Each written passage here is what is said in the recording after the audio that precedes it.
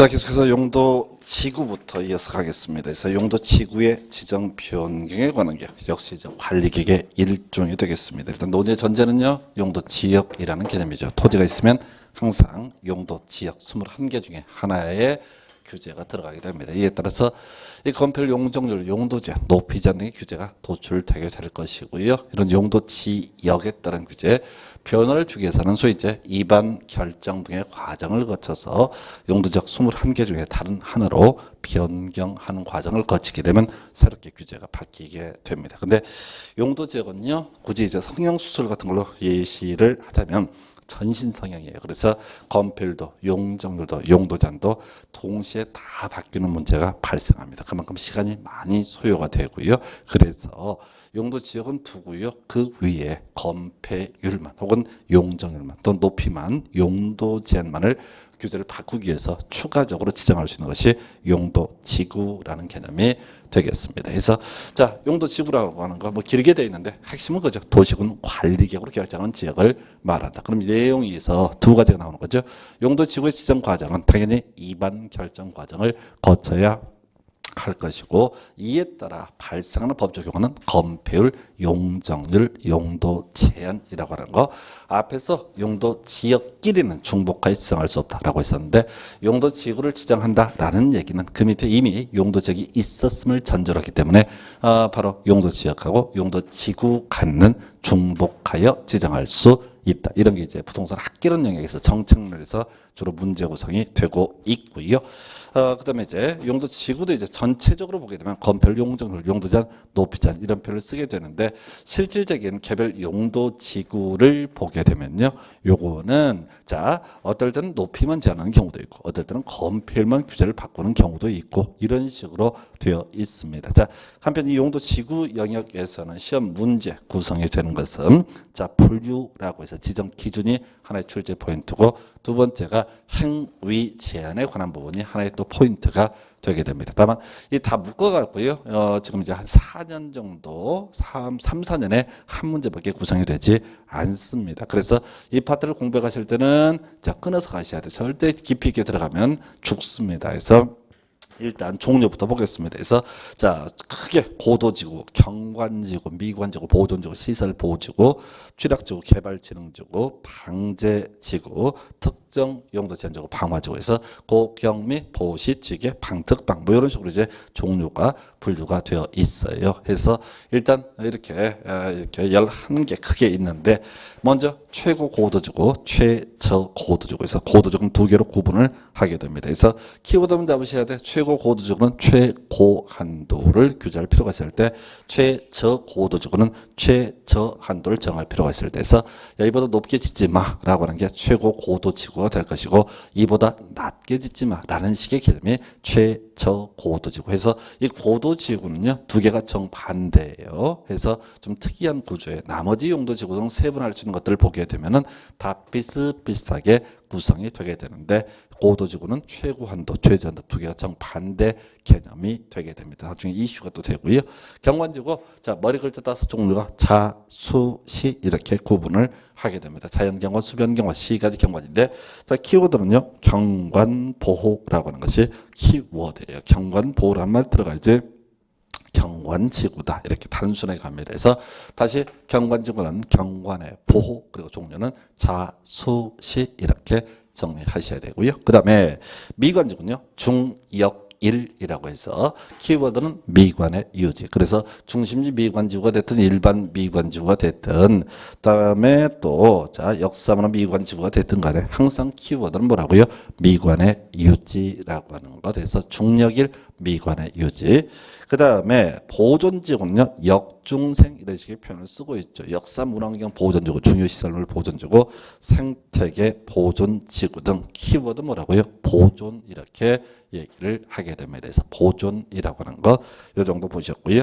그 다음에 이제 시설보호지구의 학교, 공용, 항만, 공항에서 키워드는 보호라고 하는 거예요. 그래서 종류가 객체에 따라서 학교, 공용, 항만, 공항 이렇게 네 개로 구분을 하게 되는데, 키워드는 보호라고 하는 거. 학교시설 보호지구는요, 학교시설을 보호하고 이런 표현 들어가 있고요. 공용시설 보호지구, 공용시설을 보호하고, 항만시설 보호지구, 보호란 말 없는데 대강 읽어보면 때려 맞출 수 있습니다. 그리고 공항시설 보호지구, 공항시설 보호 이런 표현들 들어가 있습니다. 그래서 하여튼 시설 보호지구는 키워드가 뭐가 된다? 보호. 바로 비교할게. 앞에 보존지구는 다른 거 필요 없고 보존이란 말이 들어가야 되고 시설 보호지구는 보호라는 말이 들어가야 됩니다. 그 다음에 취락지구요. 자, 보니까 자연 취락지구, 그 다음에 집단 취락지구 등으로 구분할 수 있고요. 키워드는 취락의 정비라고 하는 것이 키워드가 되겠습니다. 취락의 정비라고 하는 것 이렇게 봐야 돼서 자, 좀 이따 이제 자세한 내용 보겠고요. 개발지능지구 5개로 분류가 돼요. 그래서 뭐 주거개발지능지구, 산업유통개발지능지구, 관광휴양개발지능지구, 복합개발지능지구, 특정개발지능지구 등 이건 종류 외울 필요 없어요. 그냥 개발지능지구는 키워드가 뭐가 돼요? 바로 개발이라는 게 키워드예요. 그냥 그 정도. 그 다음에 여기까지, 그 다음에 방제지구 보니까 시가지 방제지구, 자연 방제지구 들어가 있는데 키워드 재해 예방 이렇게 되어 있습니다. 그래서 이런 공부 방법이 어려워요. 그래서 말은 길게 써 있는데 톡톡 끊어서 가는 게 상당히 어려운데 이렇게 하지 않게 되면 문제를 풀 수가 없습니다. 그래서 이렇게 보셨고요. 그 다음에 세분할 수 없는 용도지구로서 특정 용도 제한지구 얘는 하나밖에 없어요. 그래서 거기서 이제 다른 건 필요 없고 입지 제한 이런 표현 나와 있죠. 그래서 이건 용도만을 규제하기 위한 용도 지구가 되게 됩니다. 그래서 자, 그다음에 방화지구, 화재 위험 예방 이렇게 되어 있습니다. 그래서 이렇게 해서 기본적인 정의를 봤는데요. 자, 일단은 자, 고도지구, 최고한도, 최저한도 두 개 정반대다. 자, 나중에 좀 깊이 많이 공부할 때 필요한 개념이고요. 경관지구, 자수시, 경관보, 미관지구, 중역일, 미관요지, 보존지구, 역중생, 보존, 시설보호지구, 학교, 공용, 항만, 공항에서 보호, 취락지구, 취락정비라고 해서 자연 취락지구, 집단 취락지구, 그 다음에 개발지능지구 5개로 분류가 됩니다. 이건 종류 외울 필요 없어요. 외울 수 없으니까 개발, 무슨 개발지능지구 하면 개발 이렇게 가시고요. 그 다음에 방제지구, 재해 예방, 그 다음에 특정 용도 제한지구, 입지 제한, 그 다음에 방화지구, 화재 예방 뭐 이런 식으로 정의를 합니다. 그래서 지금 여기에 나와 있는 이 정의들 자체는 사실 별 의미가 없어요. 자, 결과적으로 용도 지구 지정을 통해서 국가나 지자체가 의도하는 것은 뭘 하자는 겁니까? 건폐율이나 용적률이나 용도 제한 혹은 높이 제한 등을 하기 위한 거라고요. 그러니까 이 파트에서 문제 구성하면 그냥 문제를 위한 문제가 되는 거예요. 그래서 일단은 몇 가지 쟁점들 한번 확인해 볼까요? 자, 미관지구 중에서 역삼은 미관지구라는 게 있어요. 그래서 그중에 제일 중요한 키워드는 뭐라고요? 미관의 유지. 자, 그리고 요거랑 바로 비교할게. 보존지구 중에서 역삼, 문환경, 보존지구라고 하는 것이 있습니다. 키워드 뭐라고요? 보존이라고 하는 게 키워드가 되게 됩니다. 그래서 자, 이 두 개를 읽다 보면 그 말이기 때문에 빙빙 돌아요. 그래서 역삼은 미관지구는 미관지구 일종이니까 미관의 유지. 역삼, 문환경, 보존지구라고 하는 것은 뭐라고요? 바로 보존 이렇게 단순하게 가면 문제를 풀 수 있습니다. 그 다음에 또 하나가 거기 이제 공용시설 보호지구하고 중요시설 보존지구 두 개를 비교해봐요. 그 말이라니까 해서 중요시설 보존지구는 뭘 하자는 땅? 보존. 그 다음에 공용시설 보호지구는 뭘 하자는 땅? 보호. 이렇게 단순하게 가면 문제를 다 풀 수가 있어요. 그리고 개념상 좀 필요한 것이 취락지구인데요. 이 자연 취락지구 거기 보니까 녹지관리 농림자연환경 보전재개 취락정비 이렇게 되어 있는데 요건 뭐 빠지냐면 주상공을 제외한 지역이다. 시골에 대해서 취락을 정비하기 위한 것이 자연 취락지구. 자연적으로 취락이 형성된 지역에 대해서 규제 완화 등을 도모하는 것이 자연 취락지구다. 해서 이건 왜 그러냐면 자 보십시오. 우리 앞에서 농림지역이라든가 자 도시적 외지역은 계획관리를 제외하고 다 건폐율 20에 용적률 80% 이렇게 되어 있습니다. 시골 마을은 토지마다 이론상 최대치 건폐율 20%, 용적률 80% 이게 맥시멈이에요. 그럼 100평짜리 토지를 취득을 하게 되면은 건폐율이 얼마? 20%밖에 허용이 되지 않습니다. 그럼 최대 20평 뽑을 수 있다는 얘기예요. 자, 근데 옆에 토지 소유자 100평 따고 땅을 가지고 있습니다. 그럼 또 최대 얼마 건축 면적 20평만 뽑을 수가 있다. 그러면 이제 시골의 모습이라는 게 어떻게 되냐면 자, 20평 짓고 한 점 떨어져서 20평 짓고 또 한 점 떨어져서 20평 짓고 뭐 이런 구조란 말이에요. 근데 시골에 그렇게 안 살거든요. 바닥바닥 붙어서 살지. 이게 뭐냐면은 용도 지역만을 가지고 규제하게 되면 어쩔 수 없이 20%밖에 안 된단 말이에요. 그래서 이런 지역에 자연 취락지구 지정하면 시험에는 안 나오는데 건폐율 60%까지 완화 적용을 할 수 있는 이 개념이 뭐라고요? 바로 자연 취락지구, 즉 자연적으로 취락이 형성된 지역에 대해서 규제 완화 등을 도모하기 위한 것. 용도 지역하고 해결이 안 된단 말이야. 그래서 그때 추가적으로 지정하는 것이 자연 취락지고, 그리고 시험 문제 제일 많은 포인트가 되는 것 중에 하나가 집단 취락지고, 집단 취락지고 개발 제한 구역 안에 취락 정비 이런 표현 쓰고 있습니다. 그래서 아직 용도 구역 공부 안 하셨는데요. 용도 구역 중에 개발 제한 구역, 소위 그린벨트라고 하는 개념이 있고요. 아주 규제가 센 토지 중에 하나가 그린벨트가 되겠습니다. 그래서 그린벨트로 묶이게 되면, 개발 제한 구역으로 묶이게 되면 거의 개발이 억제가 됩니다. 철저히 개발을 억제하는 토지가 개발 제한 구역 혹은 그린벨트예요. 자, 그랬을 때 이 개발 제한 구역 규제를 강화시키면 소위 자연환경 등이 보존이 되느냐라고 했을 때 꼭 그렇지만은 않습니다. 법으로 세게 한다고 해서 해결되는 문제가 아니에요. 자, 사람을 죽이면 사형에 처한다, 뭐 이런 법을 만들었다 하십시다. 그럼 사람들이 사람을 안 죽일까요?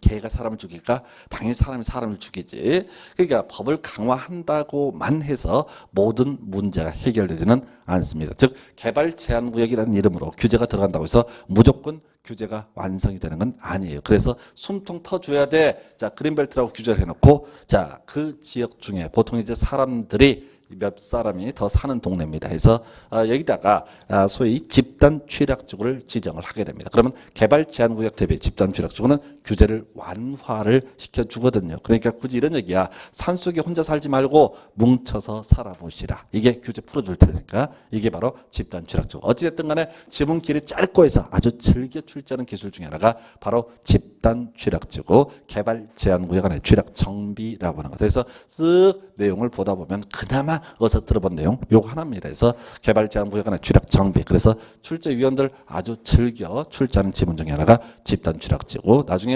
고도 지구와 또 집단 취락지구 둘 다 이제 중요한 이슈가 되게 돼요. 그렇게 보셨고요. 그래서 지금 용도 지구 파트는 딱딱 끊어져야 되고 절대 이 내용을 다 소화하는 건 불능에 가깝고요. 또 소화를 한들 실제 시험하고는 아무 관련이 없어요. 그래서 거기 관련 기출문제를 한번 보면서 한번 정리해 볼까요? 17페이지. 자, 보니까 용도 지역 지구의 세분이 바르게 연결된 것. 좀 오래전 문제예요. 요즘엔 잘 안 내는 패턴입니다. 그래서 일단은 주거지역, 전용 주거지역은 1종과 2종으로 분류할 주택의 종류에 따라서 1번 틀렸고요. 2번 쯤은 보존지구 역중생, 이게 답이 되겠고요. 고도지구는 최고와 최저 두 개로 분류가 됐었죠. 경관지구 자수시 이렇게 가야 돼요. 머리 글자 따는 수밖에 없습니다. 그리고 상업지역은 자 중심, 일반, 근린, 유통 이런 식으로 분류한 거죠. 그래서 답은 2번 이렇게 이제 구성을 하게 되는데 좀 오래전 문제예요. 어찌됐든 간에 최대 갈 때 고도지구는 최고와 최저, 경관지구 자수시, 미관지구 중역일, 보존지구 역중생, 시설 보호지구 학교 공용, 항만 공학, 그 다음에 취락지구, 자연 취락지구와 집단 취락지구, 개발 지정지구 5개, 방제지구 2개, 자, 그 다음에 특정 용도 제한지구와 방어지구는 세분할 수 없다. 이렇게 대강 가시면 문제를 풀어갈 수 있고요. 또 최근 하다 보니까 최근 문제가 하나 들어와 있는데, 자, 용도 지구의 정의로 틀린 것은 이런 문제. 시가지 경관지구 뒤에 뭐 들어가야 돼? 경관에 보 들어가 있네요. 옳은 표현. 2번 지문 중심지 미관지구 뭐 들어가야 돼? 미관에 유지. 옳은 표현. 3번 역삼으로 미관지구 뭐 들어가야 돼? 미관에 유지. 근데 없어요. 보존이라는 말이 들어가 있어요. 그러면 이건 잘은 모르지만 바로 보존지구의 일종, 역사문화환경 보존지구를 설명을 한 겁니다. 그래서 이 지문 틀린 거예요. 그 다음 4번 지문 주거개발진흥지구, 5번 지문 복합개발진흥지구. 뭔지 모르겠지만 중간에 개발 나와 있죠. 오른편 이렇게 가는 거예요. 그래서 실제 이제 문제 공부 이렇게 이제 요런 문제를 통해서 우리가 추론해 볼 수 있듯이 이거를 그냥 세월아 내월아 막 읽어 가시다 보면 정말 죽어납니다. 그리고 여기는 지금 한 4, 5년에 한 문제꼴 요렇게 이제 또 더 텀이 길어져요. 그래서 이게 시험에 적게 나오는 부분들은 설렁설렁 넘어가시고 아까 용도 지역처럼 출제 포인트가 많은 것들은 좀 디테일하게 외우시고 요렇게 가야 돼요. 그 다음에 이제 논의할 것이 자 행위제한, 그 다음 페이지 가면 행위제한 나와 있죠. 자 다시 전체 그림 갑니다. 앞에서요 용도 지역 총 21가지 중에 하나의 경우수를 갖게 됐었고요.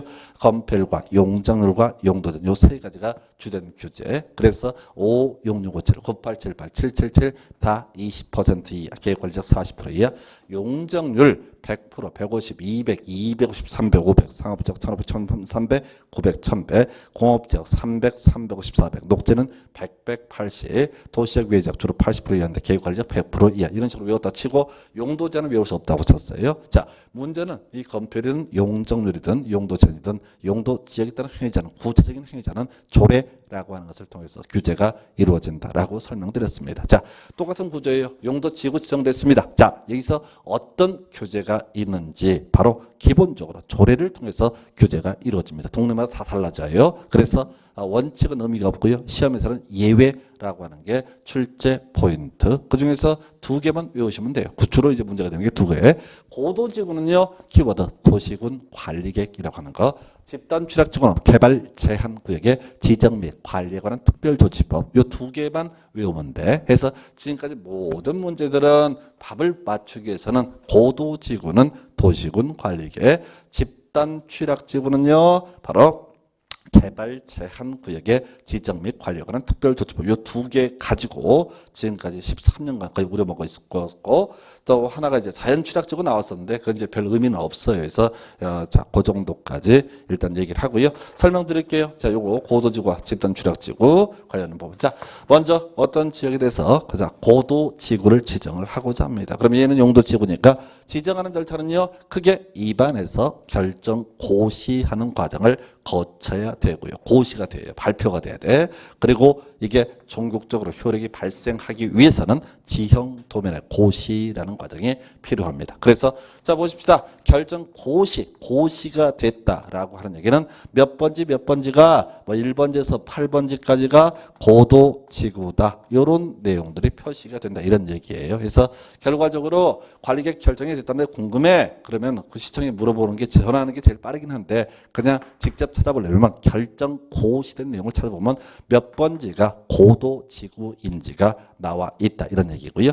하나만 더 예를 들어볼까요? 어떤 지역에 미관지구를 지정한다는 소문이 있습니다. 그래서 어떻게 되는지 궁금합니다. 그럼 뭐라고요? 자, 미관지구가 뭐 6번지에서 8번지까지다. 라고 이렇게 결정 고시가 되게 된다. 이런 얘기예요. 또 어떤 지역에 소문 들어보니 집단 취락지구가 지정된다라고 해서 15번지에서 20번지가 집단 취락지구다라고 이렇게 돼 있다 치자고요. 그래서 일단은 지금 공통적인 뭔 얘기를 하고자 하면 용도지구를 지정하는 절차는 도시군 관리계획 입안 결정 과정에 따라서 지정이 된다고요. 그때 구체적으로 뭐 어떤 규제가 있는지를 알고 싶다. 그럼 원칙이 다 뭐라고 써요? 조례. 모르면 다 뭐라고요? 조례. 근데 모르는 건 시험에 안 뜨고 시험에 우리가 외워야 될 것은 자 고도지구라고 하는 것은 뭘 봐라? 도시군 관리계획이라고 하는 것을 봐라. 그다음에 집단 취락지구는 개발 제한 구역의 지정 및 개발 제한 구역의 지정 및 행위 관리에 관한 특별조치법을 봐라라고 이렇게 되어 있다고요. 그래서 설명드립니다.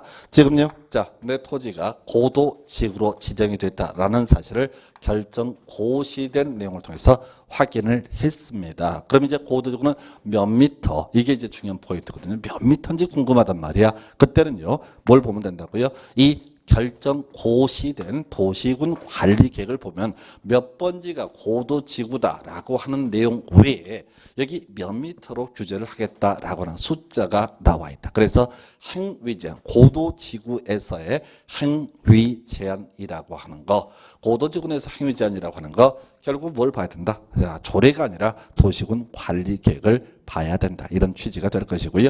그 다음에 이제 미관지구, 원칙이니까 중요치 않고, 자, 집단 취락지구. 자, 어떤 토지가 뭐 15에서 20번지가 집단 취락지구 지정이 됐다라고 되어 있어요. 그럼 이제 소위 건폐율, 용적률, 용도 제한 등 규제가 나오게 될 텐데 이 행위 제한의 내용이 궁금하다라고 했을 때는 조례를 보거나 또는 관리계획을 볼 것이 아니라 자, 바로 개발 제한 구역의 지정 및 관리에 관한 특별조치법 법을 보면 그 행위 제한의 내용을 알 수가 있다. 이런 의미가 되겠습니다. 그래서 이렇게 해서 지금 이제 용도지구에서 행위 제한 딱 2개입니다. 거기 질문 몇 개 나와 있는데 그저 2개만 정확히 외우게 되면 다 답을 맞출 수 있어요. 옳고 그르고 중요한 게 아니라 고도지구는 바로 도시군 관리계획, 집단 취락지구는 개발 제한 구역의 지정 및 관리에 관한 특별조치법 이 2개만 출제 포인트 해서 제일 어려운 형태의 문제가 이 문제죠. 그래서 자, 용도지구 정리합니다. 일단은 고도지구는 최고 최저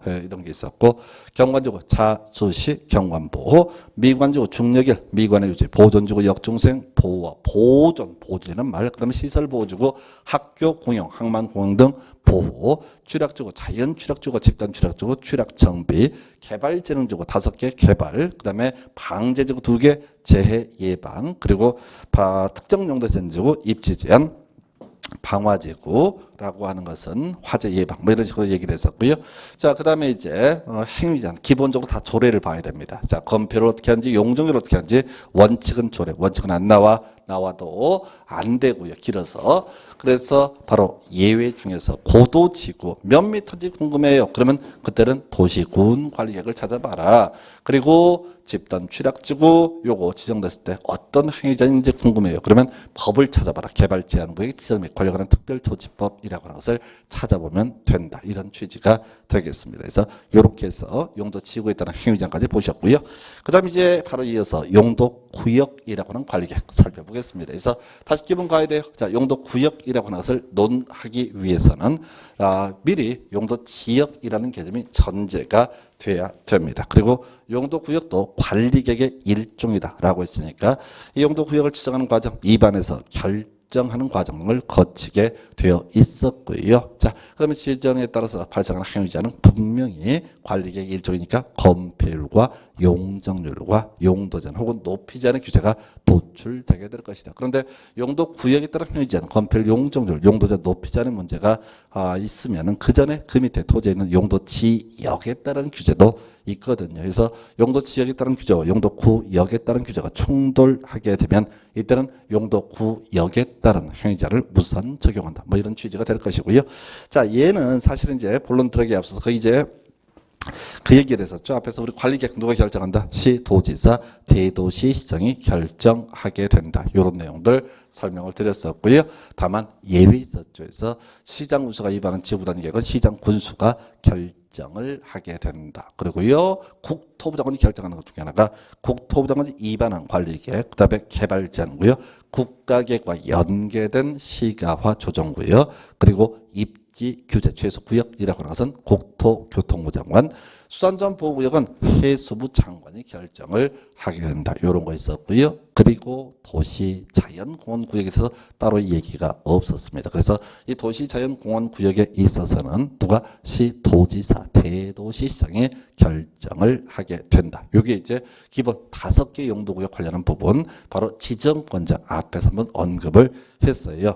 자, 근데 용도구역의 경우에는 최근에 한 7, 8년 사이에 문제 경향을 보게 되면 잘 안 나와요. 그래서 뭐 2, 3년에 한 문제 구성하는 그런 영역이고, 이 파트에서는 전체를 비교하는 문제가 주로 나옵니다. 과거에는 이제 시가화 조정구역이라는 주제를 가지고 단독으로 문제 구성을 했던 적이 있는데, 그래서 좀 자세히 설명을 해놨는데요.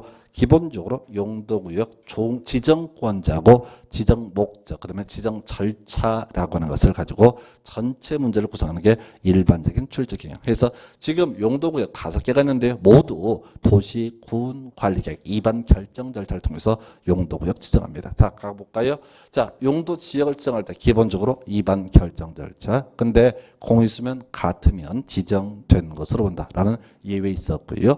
또 하나가 뭐가 있었냐면은 자, 택지개발지구는 특별히 도시지역으로 결정 고시된 것으로 본다. 이런 예외 항목이 있었어요. 근데 지금 용도지구의 경우에는 자, 위반 결정 과정을 거친다라는 얘기만 하고요. 따로 이 절차성의 특례라는 걸 인정하지 않습니다. 용도구역도요. 따로 이 절차성의 특례를 인정하지 않습니다. 얘는 해도 되고 그만인 거, 안 해도 그만인 거거든요. 해서 자, 일단은 절차는 모두 뭐라고요? 도시군 관리계획 위반 결정 절차. 시험 문제 구성할 때는 이런 식이야. 자, 개발제한구역은 도시군 기본구역을 결정한다. 시가화 조정구역은 광역도시계획으로 결정한다. 이렇게 말장난한다고 말도 안 되는 얘기죠. 그래서 바로 용도구역은 절차가 공통적으로 도시군 관리역으로 결정한다. 그다음에 이제 포인트가 지정권자하고 지정 목적 비교하는 게 첫 번째 논의의 대상이 되게 됩니다. 그래서 자, 여러분 교재 이제 개발 제한구역 보니까 일단 지정권자 국토교통부 장관 끝에 머리 관리계획으로 결정할 수 있다라고 되어 있죠. 그래서 지정 절차는 관리계획이고요. 지정권자는 누가 된다? 국토교통부 장관. 그럼 이제 우리가 관리계획으로 결정한다는 얘기는 제일 먼저 입안하기서 기초조사 등을 해야 됩니다. 그리고 주민 의견 듣고 지방의 의견 듣고 그다음에 이제 결정하기 위해서 협의심의 등의 절차를 거치게 되는데 문제는 그거죠. 거기서 이제 어떤 경우에 국토부 장관이 개발 제한구역 지정할 수 있는가? 목적이요 두 가지입니다. 도시 확산 방지하고요 보완상. 키워드 한번 내보시는 거예요. 도시의 무질서 확산 방지 외우면 힘드니까 도시 확산 방지 그리고 보안상 이 두 가지 목적이 걸리게 되면 어떻게 할 수 있다? 개발 제한구역 지정을 할 수 있다. 누가? 국토교통부 장관. 변경도 해제도 모두 국토교통부 장관이 담당을 하게 됩니다. 이게 끝이에요. 질문 몇 개 나와 있는데 외울까? 국토부 장관 보안상하고요. 도시확산 방지 개발 제한구역 관리계획으로 결정할 수 있다. 이게 하나입니다. 이거 하나 가지고 끊어주는 거고 자세는 행위자는요. 개발 제한구역의 지정 및 관리에 관한 특별조치법. 아까 집단 취락지구내 행위자도 개발 제한구역의 지정 및 관리에 관한 특별조치법을 보라고 했었습니다. 그래서 그건 쟁점 안 되고요. 시험범위 아니니까. 그 다음에 시가화 조정구역이라고 하는 거 일단은 절차는요. 다 관리계획으로 결정을 하게 된다. 이게 기본 축이죠. 절차는 다 뭐라고요? 관리계획. 그런데 지정권자 등을 보니까 원칙은 시도지사 예외 국토교통부 장관 이렇게 나와 있습니다. 그래서 원칙 간단히 볼까요? 시도지사 끝머리 시가화 조정구역을 관리계획으로 결정할 수 있다라고 되어 있죠. 예외 국가계획과 연계된 시가화 조정구역이라고 하는 거 국토교통부 장관이 결정한다라고 되어 있죠. 해서 여기서는 지정권자 시도지사는 출제를 할 수 없습니다. 만약에 시도지사가 시가화 조정구역을 지정한다, 변경한다 이딴 식의 질문을 구성하게 되면 출제 오류예요. 왜? 그 시가화 조정구역은 국가계획과 연계된 시가화 조정구역이 있고 국가계획과 연계되지 아니한 시가화 조정구역이 있을 수가 있거든요. 그래서 시험 지문에 출제가 되는 건 뭐라고요? 국가계획과 연계된 시가화 조정구역은 누가 결정한다? 국토교통부 장관이 결정을 하게 된다. 이게 이제 논의 포인트가 되는 거예요. 그리고 목적 비교해 봐야 되죠. 아까 개발 제한구역은 도시 확산 방지 보완상 이런 표현을 쓰고 있었고요.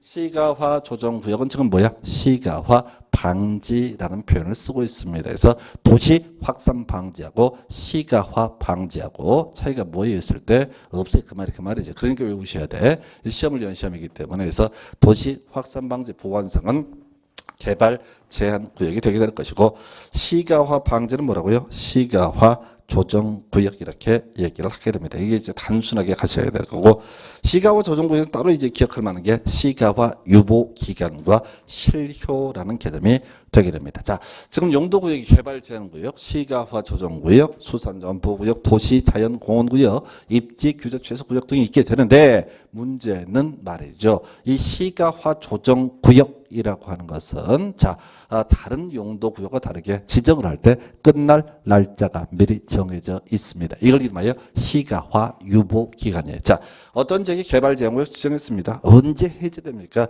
예, 국토부 장관만 바뀌면 해제가 될 수가 있습니다. 그런데 시가화 조정구역은 지정할 때 이미 언제까지만 존속을 시키겠다라고 하는 이 기간, 소위 시가화 유보 기간이라고 하는 것을 설정을 해놓고 있습니다. 그래서 자 시가화 유보 기간, 시가화를 유보할 필요가 있다고 인정해서 5년 이상 20년 이하의 범위 내에서 관리 계획으로 정하는 기간 이렇게 정해져. 그래서 결과적으로 5년이 될지 6년이 될지 10년이 될지 20년이 될지는 관리계획 결정권자가 결정을 하게 됩니다. 그래서 그 용어 그대로 5년에서 20년의 범주 내에서 관리 계획으로 정하는 기간을 바로 시가화 유보 기간. 그래서 이렇게 시가화 유보 기간이 설정이 되어 있던 상태에서 시가화 유보 기간이 끝나게 되면 시가화 유보 기간이 끝난 날에 다음 날에 효력을 잃는다. 요즘엔 잘 출제 안 하는데 한때 유행했던 것이 이 다음 날 빼서 틀리게 되는 식으로 출제가 이루어진 바가 있습니다. 그래서 나중에 실효 얘기할 때 항상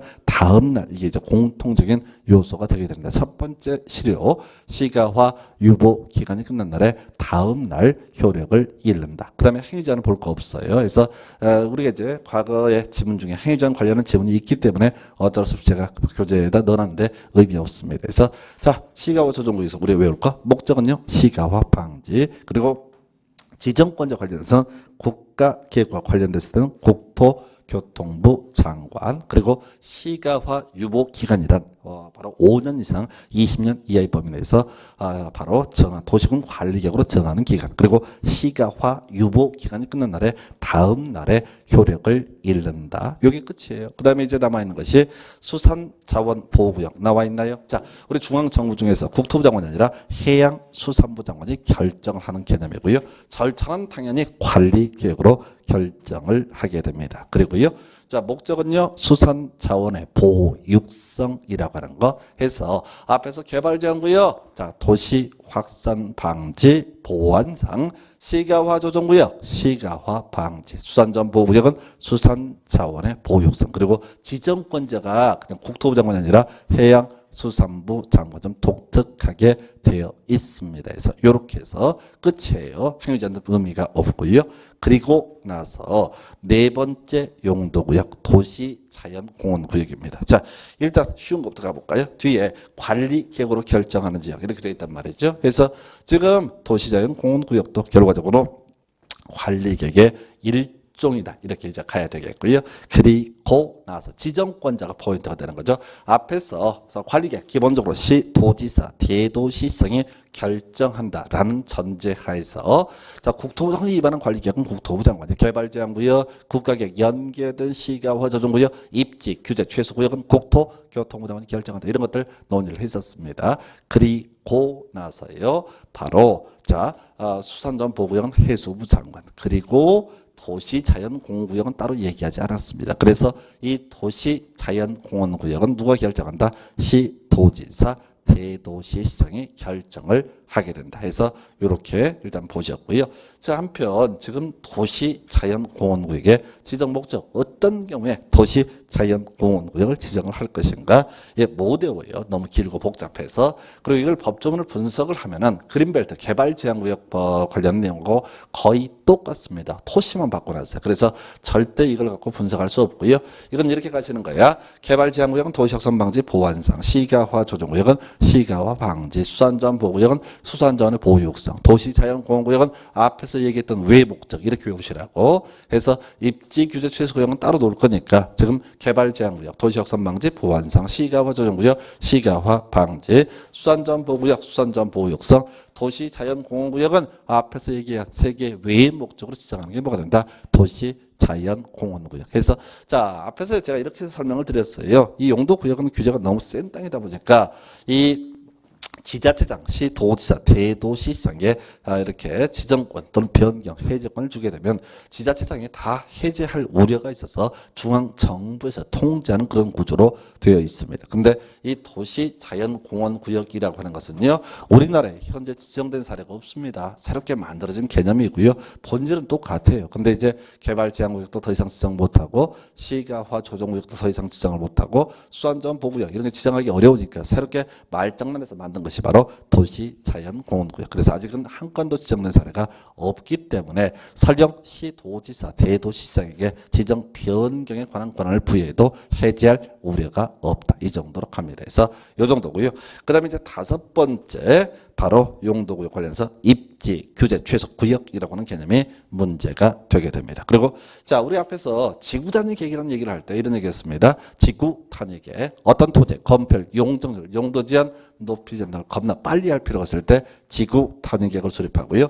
지구단위계획을 수립하기 위한 지역적 범주를 가리켜서 지구단위계획 구역이라고 봤습니다. 그런데 지금 이 입지, 규제, 최소 구역이라고 하는 거 그 교재 봐서 뭔 소리인지 몰라요. 법 봐서는. 그래서 뉘앙스를 아셔야 돼요. 자, 구도심, 낡은 구도심을 개발을 할 필요가 있을 때 입지, 규제, 최소 구역 그리고 입지 입지, 규제, 최소 구역 계획이라고 하는 것을 수립을 하게 됩니다. 이게 뭐냐면은 지구 단위 계획 구역 그리고 지구 단위 계획을 통해서도 할 수가 있거든요. 근데 괜히 법을 하나 더 만든 것이 쓸데없이 그리고 그 내용을 분석해 보면 지구 단위 계획 구역, 지구 단위 계획과 거의 동일한 논리 구조예요. 그래서 이거는 왜 이런 걸 만들었는지 이해가 안 되는데 어찌됐든 이걸 이제 만드신 분 작년인가 재작년에 국회의원 선거 떨어졌어요. 아주 쌤통이 되는 쓸데없는 걸 만들어가지고 사람 피곤하게 만들어 해서 여기서 외울 게 자 지정권자 국토교통부 장관 그리고 지정하는 절차는 뭐라고요? 도시군 관리계 끝이에요. 자 그리고 나머지는 부차적으로 오른쪽에 나와 있는 것이 자 입지 규제 최소 구역 계획이라고 하는 것도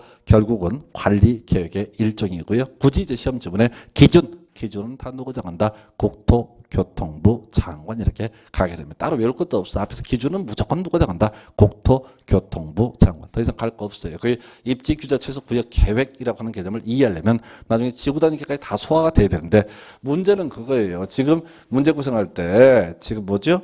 용도 구역에서 한 3년이나 4년에 한 문제 묶어서 낸다고. 그러니까 지금 입지 규제 최소 구역이라고 하는 것이 우리 법에 들어온 지 한 3년이가 됐는데 그 후로 아예 용도 구역은 문제 구성 자체를 하고 있지 않습니다. 그러니까 요건 이제 지정권자 관련한 부분만 하나 기억을 하시면 좋을 것 같고 나머지는 아까 기준은 무조건 다 누가 정한다? 국토교통부 장관. 그리고 앞에서 개발제한구역, 시가조정구역, 수산자원 보구역, 도시자연공원구역 할 때 맨날 지정 절차를 갖고 관리계획을 도시군 기본계획 또는 광역도시계획 이 지랄들을 해서 틀리게 했었다고. 그러면 여기도 최대한 내릴 수 있는 게 이 지정 절차 정도만 얘기를 하게 될 거예요. 그래서 더 이상 보지 마세요. 의미 없으니까. 그래서 지금 문제는 뭐예요? 시간은 없고 외울 건 겁나 많고 시험에 한 번도 안 나왔던 것들을 공부할 이유는 전혀 없습니다. 자, 그동안 내왔던 것들 몇 개월 동안 공부하기도 절대 못 외워요. 절대 못 외워요. 절대 외우면 그게 다 죽여잡혀요. 다 합격하지. 지금 항상 제가 염장치려는 소리로 분수를 잘 아실 걸 이렇게 말씀을 드립니다. 아까 제가 7년인가 8년 하셨던 분 말씀을 드렸는데 이 중개사 시험 합격률이 한 20% 내외 보통 이렇게 얘기를 해요. 근데 통계 조작입니다. 말장난하고 있는 게 뭐냐면은 자, 한 20만 명이 응시했잖아요. 그래서 자, 실제 작년에 얼마더라? 2만 명인가 합격했거든요. 그럼 10%인가 합격률이? 근데 계산법이 재밌어. 2차에 응시한 사람만, 1차 떨어진 사람 다 제껴버리고 2차에 응시한 사람만 가져가니까 합격률이 무려 30% 이런 식으로 얘기를 해요. 그러니까 다들 생각하는 거야. 내가 30% 안에 들겠지. 아니야. 통계적으로 아무리 많이 잡아도 실제로 시험에 응시한 사람 기준으로 보게 되면 10%도 합격을 못해요. 거기는 3년, 4년 하신 분도 부지기수입니다. 이건 어떻게 돼요? 남들보다 2배, 3배, 4배 공부를 하는 거 웃기고 있네지. 그냥 죽겠는데 뭘 공부를 해요, 공부를. 방법은 양을 줄여가셔야 돼요. 절대 시험에 나오지 않았던 것들 이런 것들 다 버리고 가셔야 돼. 공부를 2배, 3배, 4배를 하면 좋겠지만은 그 전에 죽어요. 시험 보러 가기 전에. 그러면 방법은 어떻게 된다고요? 양을 줄여가시는 거. 시험에 나오지 않았던 것들을 과감히 버리셔야 돼. 왜? 나왔던 것도 소화를 못하는 사람들이니까. 그래서 그 정도까지 보셨고요. 그 다음에 이제 둘 이상의 용도적에 걸친 대지. 이거 골치 아픈 부분인데 자, 이거는 그렇습니다. 자, 설명은 되게 복잡한데요. 요즘에 시험 문제 구성이 안 돼요. 그래서 지금 이 문제가 제일 마지막으로 구성된 게 19회인가 20회 때 구성이 되는데 설명부터 먼저 드릴게요. 자, 토지가 있습니다. 토지가 있어요. 토지가 있으면 항상 뭐가 있다고요?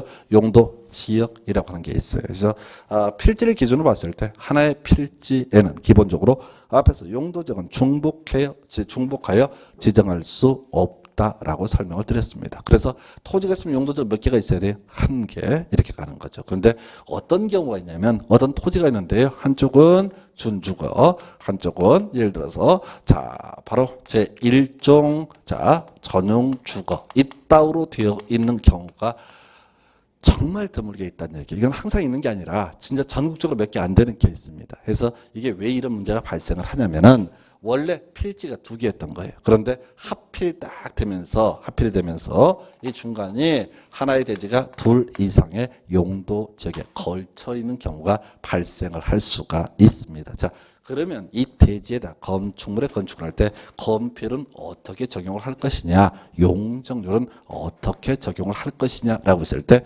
원칙적으로 우리 법에서는 가중평균 건폐율 또는 가중평균 용적률을 적용을 한다라고 얘기를 하게 됩니다. 그래서 결과적으로 각각에 해당하는 건폐율을 그 대지 면적에 비례해서 적용하는 것을 소위 가중평균 건폐율 또는 가중평균 용적률이라고 부릅니다. 그래서 해설 문제 해놨으니까 나중에 참고하시고요. 뭐 별로 중요치 않고 용도 제한에 있어서는요 가장 넓은 지역에 관한 규정을 적용을 하게 된다. 그래서 이게 이제 원칙에 관한 부분이다 보니까 요즘은 출제를 하기 되게 어려운 부분이고요. 최근 출제 경향으로서는 예외만 가지고 구성을 하죠. 그래서 예외 중에서요. 자 보니까 특례라고 해서 녹지 지역에 걸쳐 있는 경우 다음 페이지가 나와 있어요. 그래서 하나의 대지가 녹지 지역과 그 밖에 용도 지역 등에 걸쳐 있는 경우 각각의 용도 지역 등에 관한 규정을 적용을 한다라고 되어 있죠. 해서 자 이게 뭐냐면은 자 이때 만약에 지금 하나의 대지가 둘 이상의 용도죠. 그리고 한쪽이 예를 들어서 자연 녹지다 이렇게 되어 있으면 이때는 가중평균 건폐율이 아니라 각각 계산을 하게 된다라고 해서 바로 문제 가지고 볼까요? 거의 K시에 소재하고 있는 갑의대지 이중 일반 주거하고 생산 녹지지역에 걸쳐 있으면서 대지 면적이 총 1000제곱미터다라고 되어 있습니다. 그러면 이때는 포인트가 녹지랑 다른 용도지역이 걸쳐 있거든요. 그러면 각각 계산을 하게 됩니다. 지금 뭘 계산하라고 되어 있냐면 물음표 보니까 자 최대 연면적을 구하시오라고 되어 있어요. 그래서 요건 미리 이제 수식을 좀 알아야 되는데 자 용적률이라고 하는 것은 기본 수식 거기에 나와 있을 텐데요. 대지 면적에 대한 연면적의 비율을 가리켜서 뭐라 부른다? 용적률이라고 얘기를 합니다. 그러면 이제 이 수식 계속 뺑뺑이 돌리는 거예요. 자, 그러면 이거 중심이 연면적을 구하시오라는 문제가 구성이 되면 연면적은요. 자, 대지 면적 곱하기 뭐가 된다? 용적률이 되게 된다. 이게 이제 기본 공식이 되게 되는 거예요. 대지 면적 곱하기 용적률 했을 때 지금 문제 보니까 총 1000제곱미터이다. 그런데 자 주어진 정보 2종 일반 주거 지역에서 건축하는 최대 면적이 1200이다. 그러면 이제 2종 일반 주거지역 대지 면적을 구해봐야 돼요. 대지 면적 얼마로 나와 있어요? 몰라요. 안 나와 있어요. 그리고 용적률이 나와 있을 거예요. 200%인가요? 해서 자 200%가 맞나요? 그게 이제 괄호 열고 2종 일반 주거지역의 용적률은 200%로 이거 보면 되는 거죠. 그래서 결과적으로 1200이 나오려면 자 지금 2종 일반 주거지역의 대지 면적은 결과적으로 얼마? 600제곱미터라는 것이 계산이 되어야 됩니다. 그러면 나머지 자 자연 녹지는 결과적으로 얼마? 바로 400제곱미터가 되는 거죠. 그래서 지금 이 부분이 어디 바로 제2종 전용 주거지역 거기서 이제 문제에서는 제2종 일반 주거지역에 관한 연면적이 될 것이고 자 그다음에 녹지와 관련해서 거기 문제가 뭐야? 생산 녹지네요. 생산 녹지에 해당하는 자 연면적은 대지 면적이 얼마? 자 전체가 1000제곱미터라고 했으니까 그리고요 저기 주어진 게 2종 일반 주거지역이 600이라고 됐단 말이에요. 그러면 얘는 400제곱미터가 되는 거죠. 그래야지 1000이 되니까. 그리고 용적률 찾아보니까 50% 0.5를 곱하면 되는 거예요. 그래서 결과적으로 여기서는 이제 200제곱미터가 나오는 거죠. 그래서 앞에 1200하고 그 다음에 200을 더하게 되면 얼마? 1400제곱미터에서 요거는 이제 거의 공식화된 문제예요. 그래서 항상 문제를 풀어가실 때 원칙은 거의 요즘에 안 나오고 있는데 녹지 뜨게 되면 각각 계산을 하게 된다라고 하는 것. 그리고 실질적으로 이 문제를 풀어가기 위해서는 공식 용적률은 대지 면적에 대한 연면적의 비율. 그래서 연면적은 대지 면적 곱하기 용적률이라는 이 내용을 알아야지 이 문제를 풀 수가 있습니다. 그리고요 최근 문제 거의 대부분을 차지하는 것은 바로 뭐가 되느냐라고 했을 때 그거예요. 자 미관지구 얘기 나와 있죠. 제일 그다음 페이지 넘어갑니다. 건축물이 미관지구에 걸쳐 있는 경우 건축물 대지 전부에 대해서 미관지구에 관한 규정을 적용을 한다. 요즘에는 이제 주로 계산 문제가 안 나오고 있어요. 하여튼 7년 6년 동안 안 나오고 있는데 자 이때 문제 낼 때는 항상 건축물이 미관지구에 혹시 물려 있게 되면 대지뿐만 아니라 건물뿐만 아니라 모두에 대해서 다 미관지구에 관한 규정을 적용한다. 뭐 별 내용도 없어요. 그냥 지문 그대로 나와요. 그래서 어떤 건축물이 있습니다. 건축물이 이렇게 서 있는데 일부가 미관지구로 편입이 된다고요. 그러면 이때 대지하고요. 건축물 전부에 대해서 어떻게 한다? 미관지구에 관한 규정을 적용한다. 거기 고도지구도 있는데 지금까지 시험에서 미관지구만 구성을 하고 있으니까요. 욕심내지 마시고 건축물이 미관지구에 걸쳐 있으면 대지 건축물 전부에 대해서 미관지구에 관한 규정을 적용을 한다. 이게 이제 거의 시험 문제 답을 뽑는 그 쟁점이고요. 그 다음에 그 방화지구 설명을 드릴 텐데 얘는 절대로 옳게 내릴 수는 없습니다. 왜? 말이 겁나 길거든. 그래서 건축물이 방화지구에 걸쳐 있을 때 일단 차이 건축물 전부에 대해서는 어떻다? 방화지구에 관한 규정을 적용한다. 해서 차이가 미관지구 나오게 되면 대지 건축물 전부에 대해서 미관지구 건축물이라는 말만 나오게 되면 뭐라고요? 바로 건물 전부에 대해서 방화지구에 관한 규정을 적용한다. 근데 거기 또 예외가 있어요. 그 예외를 보자는 게 아니라 그래서 이 지문은 절대 옳게 낼 수는 없습니다. 그게 다 써야 되거든. 그래서 실질적으로 수험생 입장에서 요즘에 이제 한 6, 7년만 갖고 평가하면 딱 한 가지입니다. 건축물이 미관지구에 걸쳐 있을 때 대지 건축물 전부에 대해서 미관지구에 관한 규정을 적용을 하게 된다. 요거 하나 주구장창 우려먹고 있습니다. 그래서 요거 나중에 건축법과도 똑같은 조항이 하나 있어요. 그래서 그냥 뭉쳐서 가는 거예요. 국토기획법이 됐든 건축법이 됐든 불문하고 건축물이 미관지구에 걸쳐 있을 때 대지 건축물 전부에 대해서 미관지구 해서 틀리게 뽑으려면 자 건물에 대해서만 미관지구에 관한 규정을 적용한다. 이런 식의 질문들이 전형적인 틀린 표현의 전형이 되겠습니다. 그래서 자 이렇게 해서 하나의 대지가 둘 이상의 용도 지역에 걸쳐 있는 경우 행위제한까지 살펴봤어요. 그래서 지금 우리가 관리계획 얘기했었고요. 그 대표값 용도 지역 그리고 이어서 용도 지구와 구역 그리고 특수한 경우로서 하나의 대지가 둘 이상의 용도 지역에 걸쳐 있는 경우 행위제한 보셨고요. 앞으로 가요. 지금 이제 오늘 빼먹은 거 마저 정리를 하겠습니다. 여러분 교재 5페이지인가요? 도시 군 계획부터 가도록 하겠습니다. 지금 우리가 주로 이제 관리계획이라고 하는 것을 가지고 구성을 공부를 하고 있는데요. 이 관리계획의 기준점을 삼기 한 계획을 도시군 기본계획, 도시군 기본계획 기준점을 삼기 한 계획을 광역도시계획이라고 부르게 된다라고 이렇게 지적을 했었습니다. 그래서 자 여기서 이제 용어의 정의 나오죠. 별로 안 중요한데요. 이 도시군 기본계획하고 도시군 관리계획을 묶어서 부를 때 우리 법에서는 도시군 계획이라는 용어를 쓰게 됩니다. 도시군 계획이라는 용어를 쓰게 된다. 그래서 자 기본계획, 관리계획, 도시군 계획은 기본계획과 관리계획으로 구분을 하게 된다. 뭐 큰 의미 없어요. 이제 그냥 딱 한 번 지문에 나왔던 내용들이고 자 그다음에 거기 이제 여러분 교재 시범도시의 지정이라는 말 나와 있어요. 별로 의미 없는데 옛날에 한 12, 13년 전에 나왔던 문제에서 자 국토계획법이라고 하는 법에는요. 제일 뒤에 사실 법조문 구조상 제일 뒤에 숨어 있는 게 시범도시 제도라고 하는 것이 있습니다. 그래서 이 시범도시라고 하는 그런 경우죠. 이명박 정부 때 이제 한번 했던 것 중에 하나가 녹색 성장 시범도시 사업을 자 강릉 쪽에서 자 오죽헌인가 그쪽 쪽에서 한번 시행을 했던 적이 있습니다. 그래서 그게 이제 뭐냐면은 이 녹색 성장 시범도시 사업은 저거예요. 이 강릉 경포대 인근에다가 마차를 운영했습니다. 마차를 자전거하고 마차를 운영을 해갖고 만약에 그 사업이 성공했으면요 이제 노량진에도 마차가 다니고 또 노량진에도 자전거 정류장이 생겼을 겁니다. 이게 뭐냐면 전국적으로 특정한 사업을 시행하기에 앞서서 테스트 삼아 해보는 사업을 시범도시 사업이라고 부르게 됩니다. 그래서 미친놈들이죠. 그래서 무슨 마차를 왜 동원해? 말은 뭐 오염물질 안 나오나 똑같이. 그래서 하여튼 없던 일을 했어요. 누군가 거기서 삥을 뜯은 애들도 있겠죠. 기가 막힌 아이디어로. 그래서 일단 시범도시라고 하는 거 우리 국토계획법이라는 법에 있고요. 이 단어가 있다고 해서 국토부 장관은 시범도시를 지정할 수 있다. 그래서 한 10몇 년 전에 나왔던 그 문제와 관련한 지문 하나로 설명을 드렸습니다. 그 다음에 도시군 기본계획 본론 들어갑니다. 자, 지금 도시군 관리계획의 기준점을 삼기 위한 계획을 뭐라고 한다? 도시군 기본계획 이렇게 정의를 하게 됩니다. 그래서 일단은 기본계획 관리계획 공통적으로요. 하나의 시 또는 군을 원칙으로 대상으로 삼습니다. 자, 그런데요.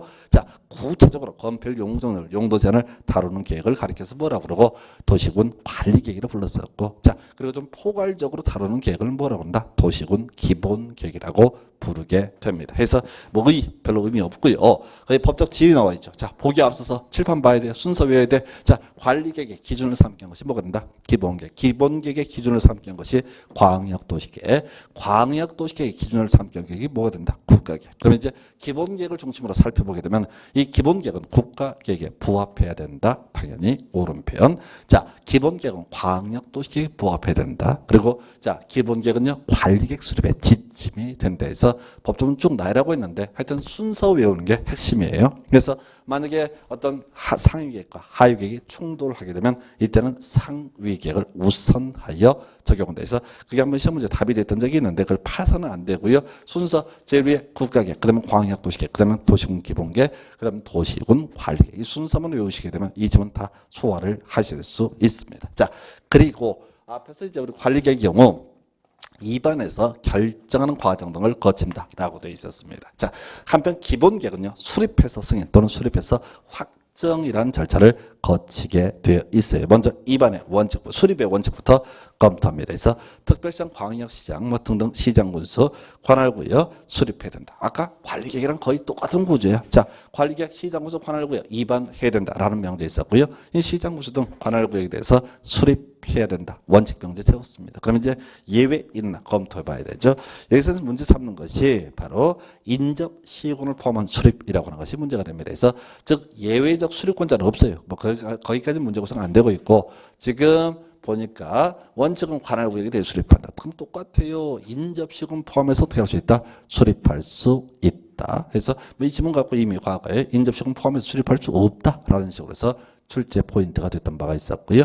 그 다음에 또 하나 쟁점이 수립해야 된다라고 하는 것이죠. 그래서 자 근데 수립하지 않아도 되는 경우 우리 법에 2개 있는데요. 한 개는 너무 길어서 안 나오고요. 계속 출제가 되는 것은 딱 한 가지 시골에 대해서는 수립하지 아니할 수 있다. 해서 시골이 뭐냐라고 했을 때 우리 법에서 이렇게 표현을 합니다. 수도권에 속하지 아니하고 광역시와 경계를 같이 하지 아니하며 인구 10만 이하. 제일 힘들어요. 외울 게 많아. 첫 번째 건 수도권 정비계획법과는 수도권에 속하지 아니하고 라고 해서 이 수도권은 서울, 경기, 인천을 얘기합니다. 그래서 서울, 경기, 인천에 속하지 아니하고 두 번째 광역시와 경계를 같이 하지 아니하며 해서 주변에 큰 도시도 없다 이런 의미고요. 세 번째 인구 10만 이하 이런 세 가지 요건을 모두 충족을 하게 되면 어떻다? 이때는 기본계획 수립하지 아니할 수 있다. 이게 이제 중요 출제 포인트. 인접시군 포함해 수립할 수 있다. 자 수도권에 속하지 아니하고 광역시와 경계를 같이 하지 아니하며 인구 10만 이하인 시 또는 구는 수립하지 아니할 수 있다 해서 힘들어요. 이게 이제 외워질 것 같은데 돌아서면 깜빡하고 외워질 것 같은데 돌아서면 깜빡하고 해서 좀 신경 쓰실 것이 수도권에 속하지 아니하고 광역시와 경계를 같이 하지 아니하며 인구 10만 이하라는 요건을 모두 충족을 하게 되면 수립하지 아니할 수 있다. 이렇게 가야겠고요. 수립 기준 모두 누가 정한다? 국토교통부 장관이 정한다 해서 묵과가 있고 그 다음에 이제 수립 절차와 관련해서 몇 가지가 있는데 자 이것은 소위 이제 조사하게 돼 있어요. 조사. 아까 우리 관리계획도 조사하고요. 그 다음에 주민 의견 듣고 지방 의견 들었습니다. 비슷한 구조인데요. 여기서 특이한 걸 갖고 뽑았어요. 바로 토지 적성 평가 등 일정한 조사를 해야 되는데 문제는 거기 숫자 5년 나와 있죠. 작년에 이걸 갖고 쟁점을 삼았었는데 만약에 최근에 5년 사이에 소위 이런 토지 적성 평가를 했을 때는 일정한 절차 어떻게 할 수 있다? 생략할 수 있다. 그러니까 그 앞에는 토지 적성 평가라든가 재취약성 분석 등을 실시해야 된다. 이게 명제가 원래 있어요. 필요 없죠. 원칙이니까. 그런데 최근 5년 사이에 토지 적성 평가를 했다면 어떻다? 하지 아니할 수 있다. 여기 포인트가 되는 거. 그래서 여기는 이제 숫자만 물어보는 문제. 그래서 아주 어렵게 구성했던 그런 문제가 될 것이고요. 거의 제일 밑에 재검토까지 먼저 비교를 해보십시다. 작년에 이제 나왔던 문제가 바로 5년 내 토지적 성평가하면 각종 절차 생략할 수 있다. 이 얘기하고요. 그 밑에 시장고에서 5년마다 재검토해서 기억년 각각 5년. 이걸 갖고 답을 뽑았던 좀 특이했던 문제에서 그동안에는 자 인접시공 포함해서 수립할 수 있다. 수도권에 속하지 않냐고 광역시하고 경계를 같이 하지 않냐고 인구 10만 이하라는 요건을 갖추면 수립하지 아니할 수 있다. 뭐 이런 걸 갖고 쟁점을 삼다가 출제원들이 새롭게 등장했던 5년 내 토지 적성 평가를 했었을 경우에는 생략할 수 있다. 요걸 갖고 출제 포인트를 삼은 바가 있습니다. 그래서 뭐 다시 내기 어려운 부분인데 오히려 나중에 이제 우리 관리객도 몇 년마다 재검토 5년마다 재검토 그리고 광역도시계획은 재검토 주기가 좀 이따 없습니다. 좀 이따 확인하게 될 것이고요. 그다음에 승인 또는 확정해서 자 시장 군수가 수립하면 한 단계 위에 있는 도지사의 승인을 받아야 된다. 이건 문제가 안 되는데요. 자 특별시장 광역시장이 도시군 기본계획을 수립하게 되면 이때는 스스로 확정합니다. 그래서 절대 국토부 장관의 승인을 요하지 않습니다. 이건 답은 아닌데 과거 19회 시험기 때 기준으로 보게 되면 시장 군수는 도지사의 승인 받아야 되고 특별시장 광역시장은 누구의 국토교통부 장관의 승인을 받는 이런 구조였다가 지금 법 개정된 지 거의 8년 9년 됐는데요. 지금 현행법에서는 최소한 거기 길어서 안 나오고 항상 나올 때는 특별시장 광역시장은 국토교통부 장관의 승인을 받아야 하고 해서 항상 틀리게 되는 질문 답은 아닌 질문이 되겠습니다. 그래서 지금 별 내용이 없어요. 기본계획 파트에서는. 자 정리 들어갑니다. 지금 기본계획에서 내릴 게 없으니까 물어보는 게 이 기본계획은 국가계획에 부합해야 된다. 기본계획은 광역도시계획에 부합해야 된다. 그리고 기본계획은 관리계획 수립에 지침이 된다. 이렇게 법적 체계, 지위에 관한 부분 인접시공 포함해서 수립할 수 있다. 수도권에 속하지 아니하고 광역시와 경계를 같이 하지 아니하고 인구 10만 이하 이런 요건을 갖추면 수립하지 아니할 수 있다. 그리고요. 원래 일정한 절차, 토지 적성 평가 등 해야 되는데 최근 5년 사이에 일정한 조사를 했을 때는 생략할 수 있다. 5년마다 재검토. 그리고 답은 안 되는데 시장군수 도지사 승인은 항상 옳게 그리고 특별시장 광역시장 국토교통부 장관의 승인하면 틀린 표현 이렇게 기억하시고 이게 기본계획 전부예요. 그래서 이렇게 보셨고 다시 앞으로 가서 이제 여러분 교재 몇 페이지? 3페이지 광역도시계획이라는 주제 살펴보도록 하겠습니다. 그래서 광역도시계획 순서를 지금 거꾸로 하고 있어요. 제일 중심축이 되는 게 뭐라고요? 바로 도시군 관리계획. 도시군 관리계획 기준점을 삼기 위한 계획이 뭐라고요?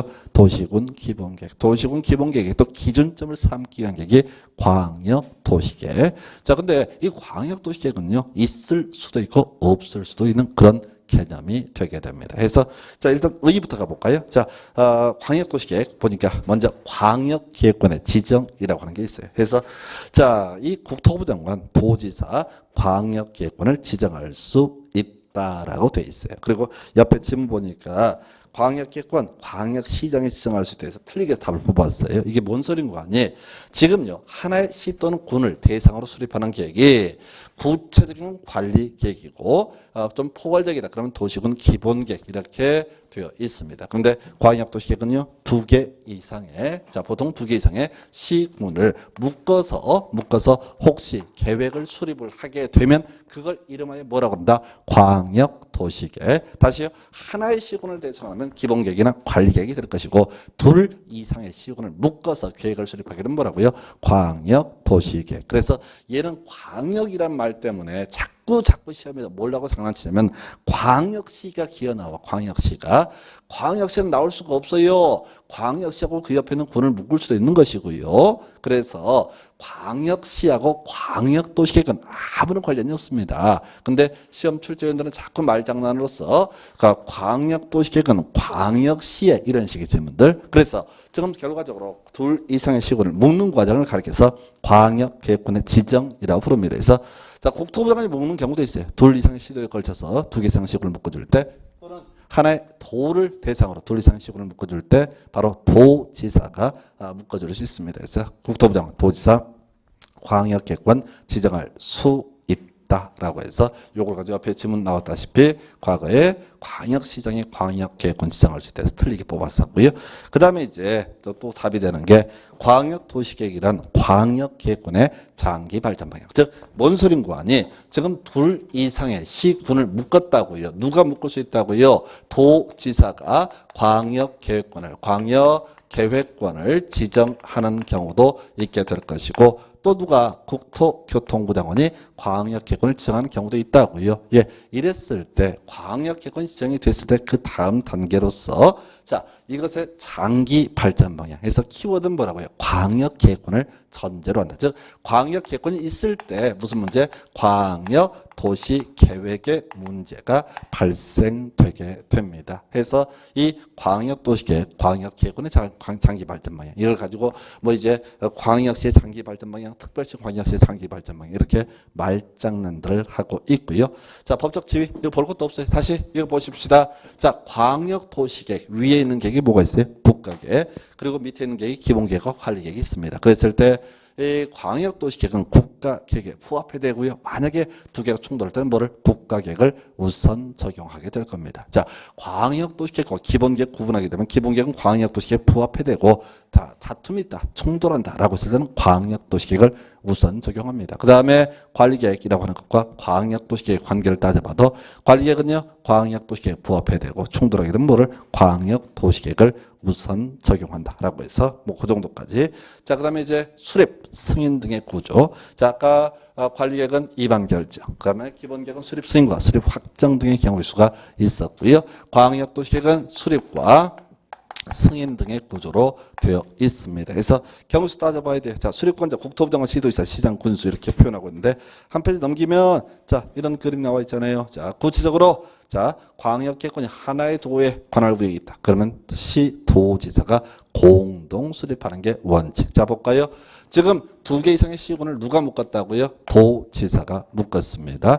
그러면 이제 이때는 누가 수립하는 게 원칙? 시장, 군수가 공동으로 수립하는 게 원칙. 그림 잡으셔야 돼. 자, 예를 들어서 경기도 자, 과천시하고 안양시를 자, 이 두 개가 뭐야? 경자 둘 다 하나의 도에 있거든요. 묶어줬다고요. 그러면 과천시장과 안양시장이 어떻게 한다? 공동으로 광역도시계획을 수립한다. 이건 쭉쭉 가셔야 돼. 그리고 예외적으로 거기 두 개가 있는데 실제 시험에 들을 수 있는 건 도지사도 어떻다? 수립할 수 있다라고 해서 좀 기본적으로 시장구수가 요청을 하거나 자, 광역계획권 지정되고 시장구수가 수립 안 해요. 몇 년이 지나도록 3년이 지나도록 수립을 하지 않고 있다라고 하면 이때 예외적으로 누가? 도지사가 수립할 수 있다. 사연까지는 아직 안 나왔어요. 다시요.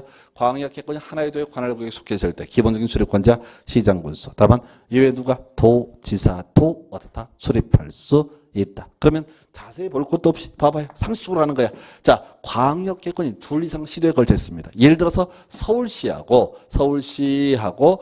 경기도 과천시를 묶었다 하십시다. 그러면 이건 서울특별시하고 경기도를 걸쳐 있는 광역계획권이 되는 거예요. 그래서 이런 경우에는 기본적으로 누가? 시도지사가 공동 수립하는 게 원칙. 근데 누가 수립할 수도 있다? 국토교통부 장관이 수립할 수도 있다. 이걸 묶어서 얘기할 때 누가 수립한다? 국토부 장관, 시도지사, 시장, 군수가 수립한다. 이런 구조가 되게 될 것이고요.